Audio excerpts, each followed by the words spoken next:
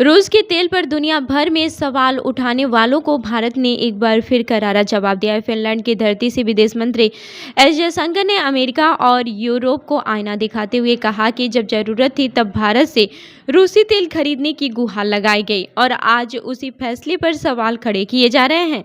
आखिर क्या कहा एस जयशंकर ने? बता दें कि भारत के विदेश मंत्री एस जयशंकर ने रूस से तेल खरीदने के मुद्दे पर अमेरिका और यूरोपीय देशों को दो टूक जवाब देते हुए भारत के विदेश नीति और राष्ट्रीय हितों का मजबूती से बचाव किया है। फिनलैंड में आयोजित एक अंतर्राष्ट्रीय चर्चा के दौरान जयशंकर ने स्पष्ट कहा है कि भारत तेल की खरीद किसी राजनीतिक दबाव या फिर वैचारिक एजेंडे के आधार पर नहीं बल्कि कीमत और उपलब्धता को देखते हुए करता है। जयशंकर ने याद दिलाया कि वर्ष 2022 से पहले भारत रूस से सीमित मात्रा में तेल खरीदता था, लेकिन रूस यूक्रेन युद्ध के बाद से वैश्विक ऊर्जा बाजार में भारी उथल पुथल मच गई है। उस समय यूरोपीय देशों ने मध्य पूर्व से बड़े पैमाने पर तेल खरीदना शुरू कर दिया, जो भारत का पारंपरिक सप्लायर रहा है। ऐसे हालात में भारत के सामने रूस से तेल खरीदना एक व्यवहारिक विकल्प बन गया। विदेश मंत्री ने दावा किया है कि उस दौर में अमेरिका ने भी भारत को रूसी तेल खरीदने के लिए प्रोत्साहित किया था ताकि वैश्विक तेल बाजार में स्थिरता बनी रहे और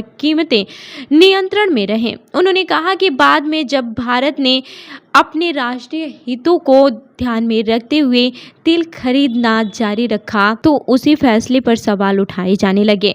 जयशंकर ने अमेरिका के रवैये पर कटाक्ष करते हुए कहा कि इस पूरे मुद्दे को किसी बड़े सिद्धांत या फिर नैतिकता का मामला बताना उचित नहीं है। उन्होंने कहा कि अंतर्राष्ट्रीय राजनीति में अक्सर वही चीजें सही मानी जाती हैं जो किसी देश के हित में हो, और जब हित बदलते हैं तो रवैया भी बदल जाता है। रूस यूक्रेन युद्ध पर भारत की स्थिति को लेकर पूछे गए सवाल के जवाब में जयशंकर ने यूरोप को भी आईना दिखाया। उन्होंने कहा कि किसी यूरोपीय देश पर कभी भारतीय हथियारों से हमला नहीं हुआ, लेकिन भारत के खिलाफ इस्तेमाल होने वाले कई हथियार यूरोपीय देशों से खरीदे गए हैं। उन्होंने कहा कि भारत ने कभी यूरोप की सुरक्षा को नुकसान नहीं पहुंचाया, इसलिए भारत के फैसलों का मूल्यांकन करते समय इस तथ्य को ध्यान में रखा जाना चाहिए। जयशंकर के इस बयान को भारत की स्वतंत्र विदेश नीति और राष्ट्रीय हितों को सर्वोपरि रखने की रणनीति का मजबूत संदेश माना जा रहा है। तो इस खबर पर आपकी क्या राय है, हमें कमेंट करके जरूर बताएं